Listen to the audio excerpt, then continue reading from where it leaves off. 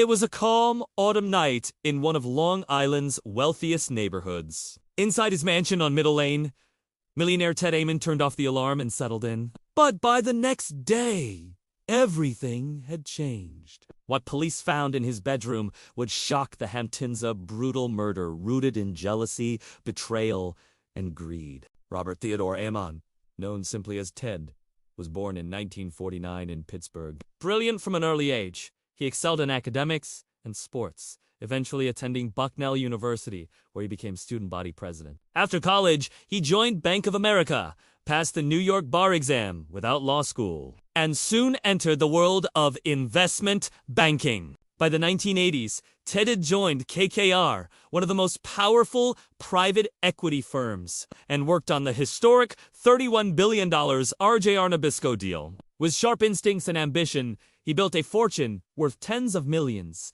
But his personal life was far more complicated. Ted's first marriage ended amicably, but his second with Generosa Rand was turbulent. She was fiery, artistic, and ambitious, but also deeply jealous and unpredictable. The couple adopted twins, Greg and Alexa, and lived a glamorous life in the Hamptons. Yet behind the wealth came bitter fights, paranoia, and accusations of infidelity. By the late 1990s, Ted was preparing for divorce. Generosa, unwilling to let go of his fortune, fought him fiercely. Their separation became toxic, and into this chaos entered Daniel Pelosi, rough, troubled contractor with a history of violence. Generosa flaunted the relationship, enraging Ted and alarming his friends.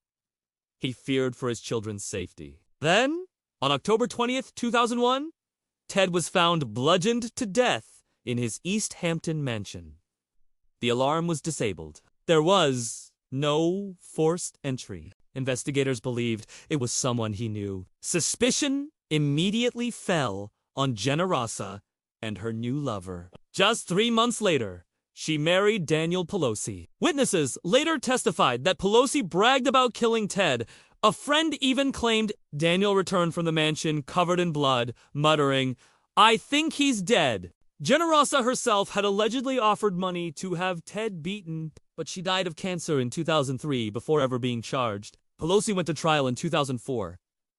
Though no physical evidence tied him to the crime, testimony painted him as the killer. In 2005, he was convicted and sentenced to 25 years to life. Ted's twins, Greg and Alexa, were raised by his sister Sandra, far from the chaos of their parents' world. Years later, they confronted their past in a documentary called 59 Middle Lane, named after the house where their father was murdered. Today, they remember Ted as kind, generous, and steady. Their memories of their mother remain complicated admiration mixed with pain. But, in the end, Ted Ammon's story remains a chilling reminder. Even immense wealth can protect against betrayal close to home.